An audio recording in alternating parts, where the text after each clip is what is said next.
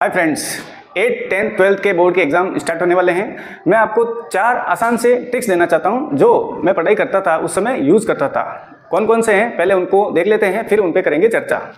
पहला है, क्वेश्चन के साथ साथ आपको चैप्टर के एग्जाम्पल भी सोल्व करने हैं और चैप्टर में जो क्वेश्चन है वो भी आपको याद करने हैं।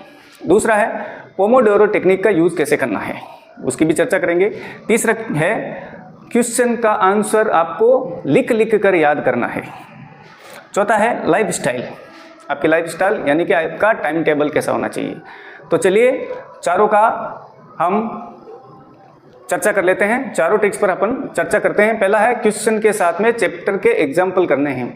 आप क्या करते हो, चैप्टर के पीछे जो क्वेश्चन दे रखे हैं खाली उनको याद करते हो, उनको याद करना है, पर साथ में जो एग्जाम्पल्स दे रखे हैं वो आपको सोल्व करने हैं, उनको याद करना है। क्योंकि क्वेश्चन जो आते हैं चैप्टर में जो एग्जाम्पल है उनके अकॉर्डिंग ज़्यादातर देखे जाते हैं क्वेश्चन एग्जाम में आते हैं। दूसरा है, पोमोडोरो टेक्निक। अब पोमोडोरो टेक्निक का यूज़ आपको कैसे करना है, पोमोडोरो टेक्निक काम कैसे करती है वो देखिए। जैसे आप कोई भी काम कर रहे हो या आप स्टडी कर रहे हो, पढ़ाई कर रहे हो, तो क्या करना है आपको, पहले 25 मिनट तक आपको, जैसे आप पढ़ाई करने स्टार्ट हुए 25 मिनट तक आपको अपनी पढ़ाई कंटिन्यूटी करनी है, उसमें किसी भी तरह का गैप नहीं डालना है। फिर आपको 5 मिनट का एक ब्रेक लेना है। अब उस ब्रेक में आप जो करना चाहें वो कर सकते हैं। आप रिलैक्स होइए, आप थोड़ा सा वॉक कीजिए। 5 मिनट आपको रिलैक्स होने वाली एक्सरसाइज करनी है। आपको मोबाइल नहीं चलाना है, आपको 5 मिनट में मोबाइल बिल्कुल यूज़ नहीं करना। आपका शरीर रिलैक्स हो, नए नए विचार आए, उसके लिए आपको वो ब्रेक लेना है। फिर आपको क्या करना है, नेक्स्ट 25 मिनट तक आपको और स्टडी करनी है। फिर वापस आपको 5 मिनट का ब्रेक लेना है, ठीक है। उसके बाद में आपको फिर कम से कम 50 मिनट तक आपको पढ़ाई करनी है। फिर आपको 10 मिनट का ब्रेक लेना है। ऐसे टुकड़ों में आपको पढ़ाई को करना है, पोमोडोरो टेक्निक यूज़ करनी है। क्योंकि ये टेक्निक बहुत ज़्यादा पॉपुलर है, चाहे आप काम कर रहे हो, स्टडी कर रहे हो, सब में इसका यूज़ कर सकते हैं, जिससे आदमी का IQ अच्छा होगा, जो भी पढ़ेगा याद रहेगा, उसको थकावट नहीं आएगी। तीसरा है, मोस्ट एंड इम्पोर्टेंट, जो मेरी खास ट्रिक रही है पढ़ाई के दिनों में, आपको क्वेश्चन को याद करके फिर लिख के उसको याद करना है। अपन एग्जाम में कैसे करते हैं, जैसे एग्जाम में अपने को क्वेश्चन दिए जाते हैं और अपने को आंसर करने होते हैं, तो उसी हिसाब से आपको पहले क्वेश्चन लिख लेने हैं, फिर आपको लिखना है उसका आंसर। जैसे एग्जाम में आप आंसर कैसे करते हो उसे वैसे ही आंसर करना है। साथ में चाहे तो आप टाइम भी ले सकते हो कि इतने टाइम में मुझे ये आंसर करना है, तो आपको लिख के याद करना है। लिख के किया हुआ याद आप कभी भी भूलोगे नहीं, जल्दी से आप भूलोगे नहीं और आपको प्रॉपर याद होगा। अगर आप वर्बली याद कर रहे हो, आपने 10 बार याद कर लिया है, फिर अगर आप उसको लिखोगे तो उतना अच्छा नहीं लिख पाओगे। अगर 3 बार आपने उस क्वेश्चन को लिख के याद कर लिया तो चौथी बार में आप उसको एकदम राइट टू राइट आंसर लिख दोगे। तो आपको क्या करना है, लिख के आप रफ कॉपी ले लीजिए, उसमें आप क्वेश्चन लिखे, फिर आपको याद कर लिया, अब उसको लिखिए। आपको जितना याद है उतना लिखिए उसको, जब तक आपको पूरा ना लिख ले, यानी कि आपने ट्राई कर लिया 1 बार 2 बार 3 बार, जब तक आप कंप्लीटली आपको याद नहीं हो गया हो तब तक उसको बार बार लिखना है।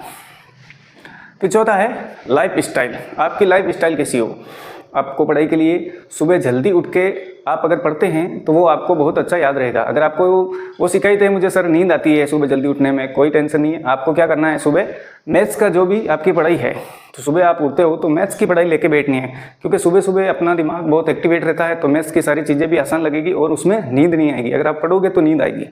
तो आपको मैथ्स के क्वेश्चन सुबह सोल्व करने हैं। आपका टाइम टेबल होना चाहिए, मैं इतने बजे उठूंगा, ये चैप्टर पढ़ूंगा इतने घंटे तक या इतने मिनट तक, उसके बाद में मैं ब्रेक लूँगा, जो भी चाय नाश्ता है आपका जो नाना धोना वो होगा, उसके बाद इतने बजे ये बैठूंगा, ये चैप्टर पढ़ूंगा या ये सब्जेक्ट पढ़ूंगा।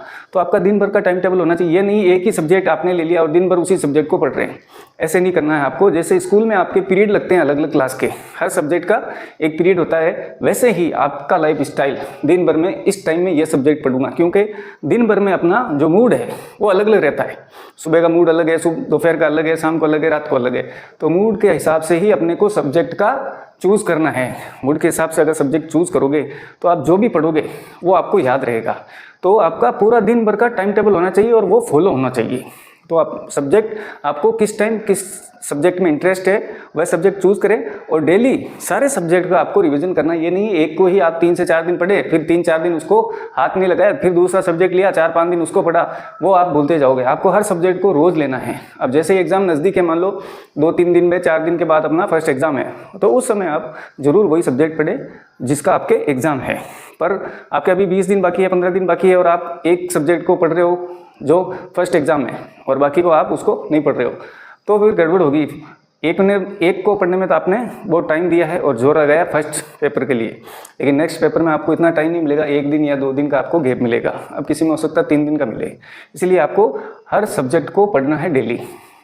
अब ये टेक्निक अगर आप यूज़ कर लेते हो तो आपको मैं श्योरिटी देता हूँ, ना तो कोई क्वेश्चन आप भूलोगे, जो आपने याद किए है अच्छे से लिखोगे, टाइमिंग से लिखोगे, क्योंकि वहाँ पर चलता है टाइम।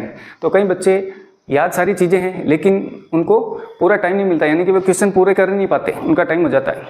तो इसलिए लिख लिख के याद करोगे, क्वेश्चन का आंसर करोगे तो टाइमिंग भी आपकी सुधर जाएगी।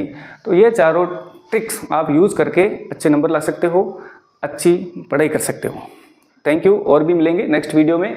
काफ़ी दिनों से हमने वीडियो बनाया है, हमने कम से कम 1 से 1.5 महीने होगा हमने किसी का कोई भी तरह का वीडियो नहीं बनाया। आपको आगे भी और बताते रहेंगे, और आपको बोर्ड एग्ज़ाम के लिए मैं गुड लक करता हूं। आपका एग्ज़ाम अच्छा हो, आप इन टेक्निक का यूज़ करें और अपना एग्ज़ाम अच्छे से दें। आपका माइंड शांत होना चाहिए। एग्ज़ाम के दिनों में आपको कहीं पर भी या वहाँ जाना नहीं है, उससे क्या होता है अपना माइंड डिस्टर्ब होता है, क्योंकि कोई भी नई जगह जा रहे हैं या दृश्य देख रहे हैं या बाजार जा रहे हैं, फिल्म देखने जा रहे हैं, फिर आपका माइंड डाइवर्ट होगा। एग्ज़ाम के दिनों में आपका सिर्फ दिमाग, आपका जो रूम है जहाँ पर आप पढ़ते हो, ज़्यादा टाइम आपको वहीं पर बिताना है, जिससे आपका एग्ज़ाम होगा एकदम बढ़िया।